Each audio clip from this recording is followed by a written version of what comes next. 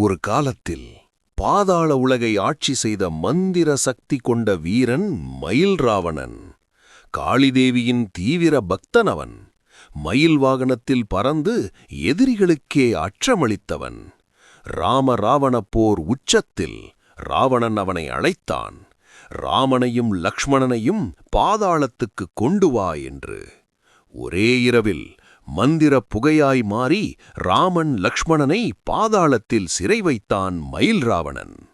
அதை அறிந்த அனுமன் இடிபோல வந்து இறங்கினான். பாதாளம் நடுங்க இருவருக்கும் பெரும் போர். ஆனால் மயில் ராவணனை கொல்ல ஒரே ரகசியம்தான். உடனே அனுமன் எடுத்தான் பஞ்சமுக அவதாரம். ஒரே நொடியிலே அனைத்து தரைகளும் வீழ்ந்தன. இறுதியில் அகந்தி அகன்று மயில் ராவணன் முக்தி பெற்றான்.